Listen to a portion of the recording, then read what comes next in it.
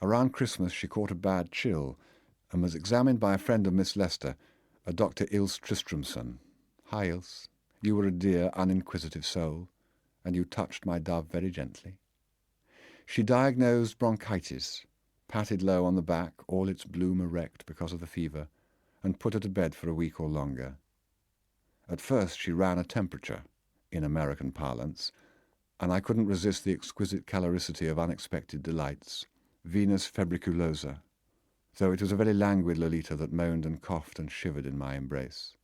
And as soon as she was well again, I threw a party with boys. Perhaps I had drunk a little too much in preparation for the ordeal. Perhaps I made a fool of myself. The girls had decorated and plugged in a small fir tree, German custom, except that coloured bulbs had superseded wax candles. Records were chosen and fed into my landlord's phonograph. Chic Dolly wore a nice grey dress with fitted bodice and flared skirt. Humming, I retired to my study upstairs, and then every 10 or 20 minutes I would come down like an idiot just for a few seconds to pick up ostensibly my pipe from the mantelpiece or hunt for a newspaper, and with every new visit these simple actions became harder to perform, and I was reminded of the dreadfully distant days when I used to brace myself to casually enter a room in the Ramsdale house where little Carmen was on. The party was not a success. Of the 3 girls invited, 1 did not come at all, and one of the boys brought his cousin Roy, so there was a superfluity of 2 boys, and the cousins knew all the steps, and the other fellows could hardly dance at all, and most of the evening was spent in messing up the kitchen, and then endlessly jabbering about what card game to play. And some time later 2 girls and 4 boys sat on the floor in the living room with all windows open and played a word game which Opal could not be made to understand, while Mona and Roy, a lean, handsome lad, drank ginger ale in the kitchen, sitting on the table and dangling their legs and hotly discussing predestination and the law of averages. After they'd all gone, my Lo said "Yuck," closed her eyes, and dropped into a chair with all 4 limbs starfished to express the utmost disgust and exhaustion, and swore it was the most revolting bunch of boys she'd ever seen. I bought her a new tennis racket for that remark. January was humid and warm, and February fooled the Forsythia. None of the townspeople had ever seen such weather. Other presents came tumbling in. For her birthday I bought her a bicycle, the doe-like and altogether charming machine already mentioned, and added to this a history of modern American painting. Her bicycle manner, I mean her approach to it, the hip movement in mounting, the grace and so on, afforded me supreme pleasure, but my attempt to refine her pictorial taste was a failure. She wanted to know if the guy noon-napping on Doris Lee's hay was the father of the pseudo-voluptuous hoyden in the foreground, and could not understand why I said Grant Wood and Peter Hurd was good, and Reginald Marsh and Frederick Waugh awful. By the time spring had touched up Thayer Street with yellow and green and pink, Lolita was irrevocably stage-struck.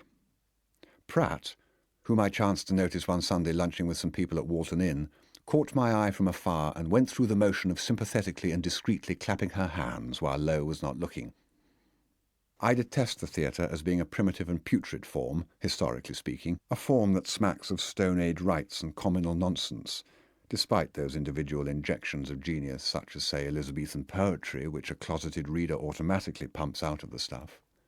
Being much occupied at the time with my own literary labours, I didn't bother to read the complete text of The Enchanted Hunters, the playlet in which Dolores Hayes was assigned the part of a farmer's daughter who imagines herself to be a woodland witch, or Diana, or something, and who, having got hold of a book on hypnotism, plunges a number of lost hunters into various entertaining trances before falling in her turn under the spell of a vagabond poet, Mona Dahl.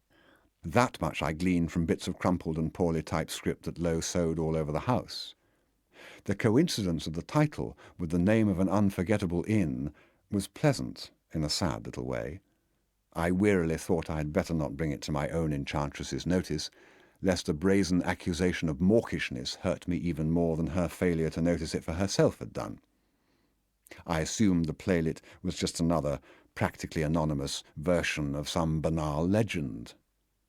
Nothing prevented one, of course, from supposing that in quest of an attractive name, the founder of the hotel had been immediately and solely influenced by the chance fantasy of the second-rate muralist he had hired, and that subsequently the hotel's name had suggested the play's title.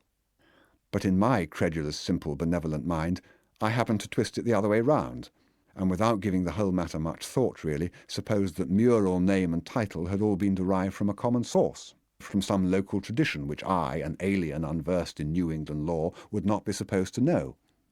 In consequence, I was under the impression, all this quite casually, you understand, quite outside any orbit of importance, that the accursed playlet belonged to the type of whimsy for juvenile consumption, arranged and rearranged many times, such as Hansel and Gretel by Richard Roe, or The Sleeping Beauty by Dorothy Doe, or The Emperor's New Clothes by Maurice Vermont and Marion Rumpelmeyer.